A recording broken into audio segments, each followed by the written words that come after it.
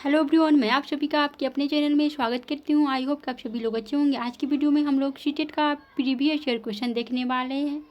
यह क्वेश्चन है SST history का। तो चलिए हम लोग देखते हैं क्वेश्चन को किस तरह से दिसंबर 2021 में सीटेट में क्वेश्चन पूछा गया है।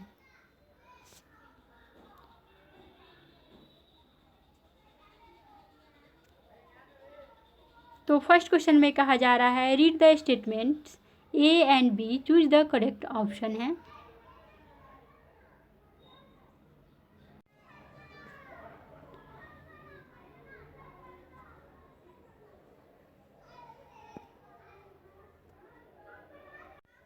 तो स्टेटमेंट ए में कहा जा रहा है Ashoka was the first ruler who tried to take his message to the people through inscriptions. वहीं बी स्टेटमेंट में कहा जा रहा है most of the Ashoka inscriptions were in Prakrit were written in Brahmi script.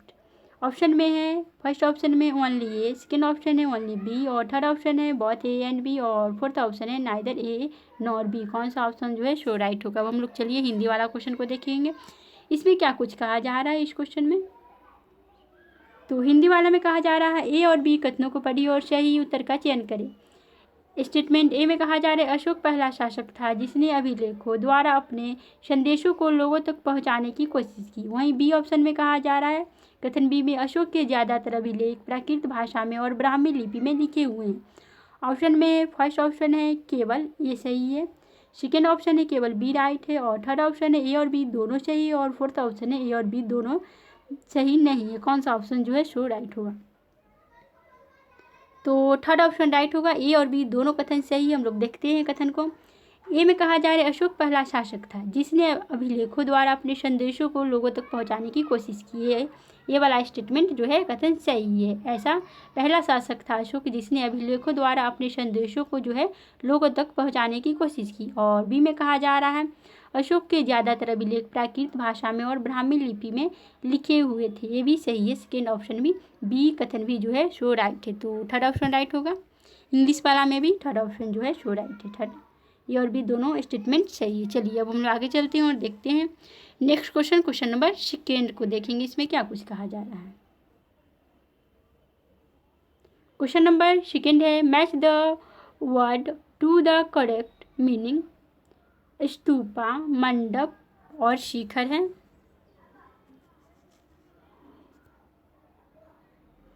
सही अर्थों वाले शब्दों का मिलान करना है। स्तूप, मंडप, शिखर। इधर है टावर, टीला, हॉल। इसको मिलान करना है। आप लोग मैच कीजिए इसको, कौन सा ऑप्शन राइट होगा। तो इसमें देखेंगे तो इसका फर्स्ट ऑप्शन राइट होगा। हम लोग मिलान करते हैं, स्तूप का टीला होगा।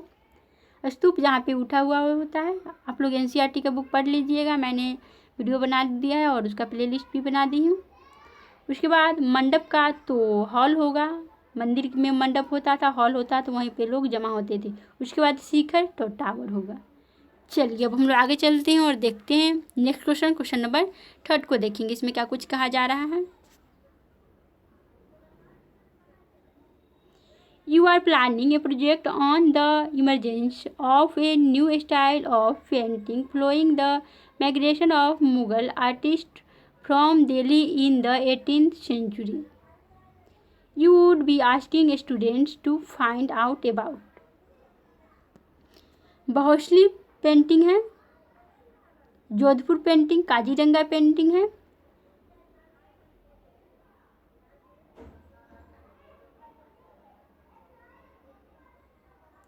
वहीं पे थर्ड क्वेश्चन हिंदी वाला देखेंगे तो इसमें कहा जा रहा है आप 18वीं सदी में दिल्ली से मुगल कलाकारों के पलायन के बाद चित्रकला की एक नई विधा के उत्थान पर परियोजना कार्य की योजना बना रहे हैं। आप छात्रों को किस चित्रकला की जानकारी प्राप्त करने के लिए कहेंगे।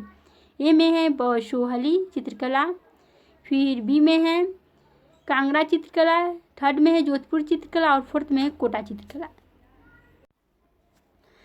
तो सेकेंड ऑप्शन राइट होगा, कांगड़ा चित्रकला जो है सो ऑप्शन राइट होगा। क्योंकि क्वेश्चन में कहा जा रहा है आप 18वीं सदी में दिल्ली से मुगल कलाकारों के पलायन के बाद चित्रकला की एक नई विधा के उत्थान पर परियोजना कार्य की योजना बना रहे हैं। आप छात्रों को किस चित्रकला की जानकारी प्राप्त करने के लिए कहेंगे तो कांगड़ा चित्रकला होगा। चलिए अब हम लोग आगे चलते हैं और देखते हैं next question. Question number fourth को देखेंगे, उसमें क्या कुछ कहा जा रहा है। तो 4th नंबर क्वेश्चन है, चापाकार वास्तुकला में मेहराब की भूमिका थी। ए में है ऊपरी ढांचे को सुंदरता देना, बी में है ऊपरी ढांचे को आकृति देना और सी में है ऊपरी ढांचे का भार वहन करना। सही विकल्प का चयन करना है। फर्स्ट ऑप्शन है केवल ए सही है, सेकंड ऑप्शन केवल बी सही है और थर्ड ऑप्शन है केवल सी सही है और फोर्थ ऑप्शन है ए बी तथा सी जो है तीनों सही है। बताइए कौन सा ऑप्शन जो है सो राइट होगा फोर्थ का। तो इसका थर्ड ऑप्शन राइट होगा, केवल सी सही है। हम लोग देखते हैं ऊपरी ढांचे का भार वहन करना, सही विकल्प जो है सो होगा सी ऑप्शन राइट है, क्योंकि क्वेश्चन में कहा जा रहा है चापाकार वास्तुकला में मेहराब की भूमिका थी, ऊपरी ढांचे का भार जो है वहन करना था। चलिए अब हम आगे चलते हैं और देखते हैं नेक्स्ट क्वेश्चन, क्वेश्चन नंबर 5 को देखेंगे, इसमें क्या कुछ कहा जा रहा है।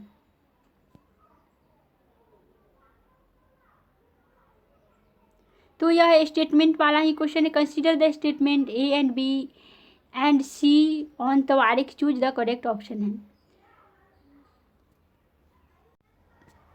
The author of Tawarikh lived in village, B में है स्टेटमेंट बी में they wrote their histories of sultan for reverse.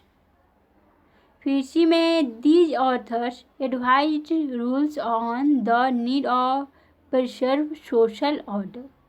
Option में है, फर्स्ट ऑप्शन में है A B and C all are correct, फिर second option A and B are correct and C is incorrect, फिर third option है A and C are correct and B is incorrect, फिर fourth है B and C are correct and A is not correct है। चलिए अब हम लोग हिंदी वाला भी देख लेते हैं।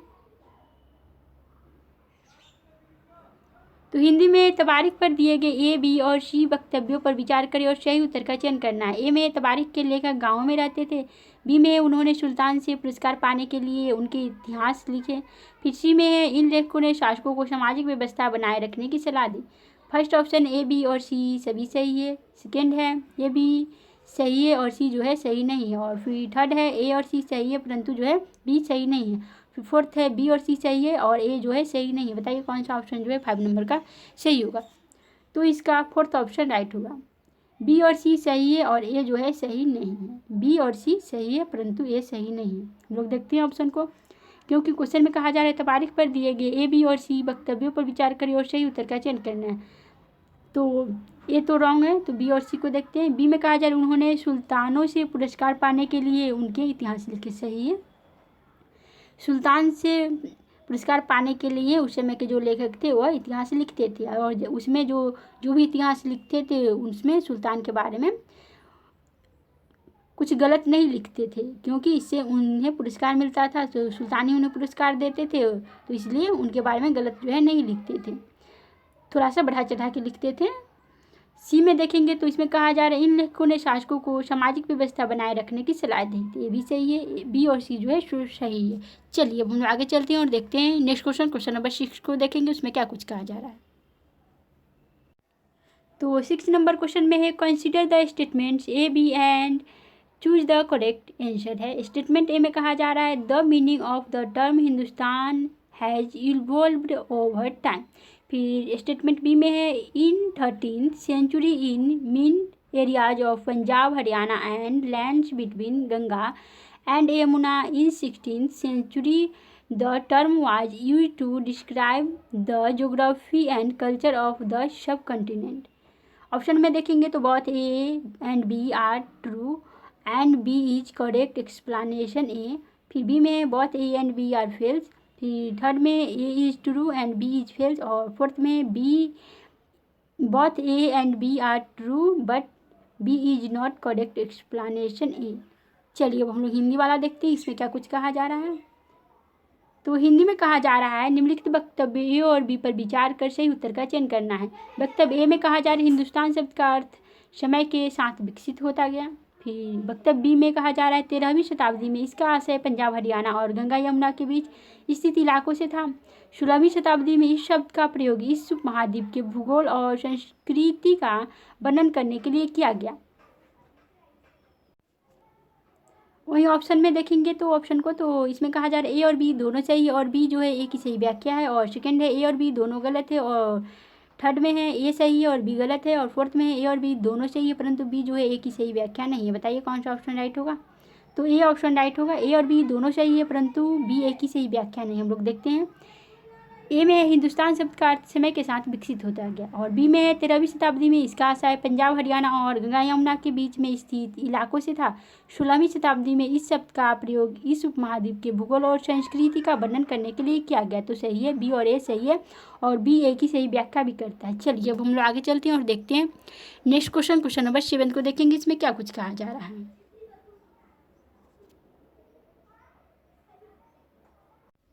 तो क्वेश्चन नंबर 7 में कहा जा रहा है, consider the following statements about colonial administration in India and choose option. तो स्टेटमेंट वाला ही क्वेश्चन है, हम लोग देखते हैं इसको, इसमें क्या कुछ कहा जा रहा है।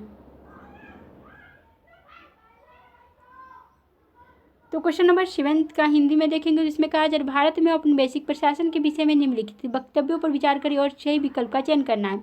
ए में है औपनिवेशिक प्रशासन के लिए जनजातियों को नियंत्रण में रखना और शासन करना सरल था, यद्यपि वे इधर उधर घूमते रहते थे। और बी में है राज्य के लिए निरंतर राजस्व प्राप्ति के लिए अंग्रेजी प्रशासन ने भूमि नियम लागू किए। और सी में है झूम खेतिहरों को बचाने के प्रयास में ब्रिटिश बहुत सफल नहीं। ए में है केवल ए सत्य है, सेकेंड है केवल बी सत्य है, और थर्ड है केवल सी सत्य है, और फोर्थ है केवल बी और सी जो है सत्य है। बताइए कौन सा ऑप्शन राइट होगा 7 नंबर का। तो इसका सेकेंड ऑप्शन राइट होगा, केवल बी जो है सत्य है। बी हम लोग देखते हैं। तो बी में कहा जा रहा है, राज्य के लिए निरंतर राजस्व प्राप्ति के लिए अंग्रेजी प्रशासन ने भूमि नियम लागू किया। तो सही है ऑप्शन, सिर्फ बी वाला ही सही है। नहीं ठीक है, बी वाला ही ऑप्शन सही है 7 नंबर का। बी ऑप्शन जो है सो राइट है। चलिए आज के लिए इतना ही रहेगा, फिर मिलेंगे नेक्स्ट वीडियो में।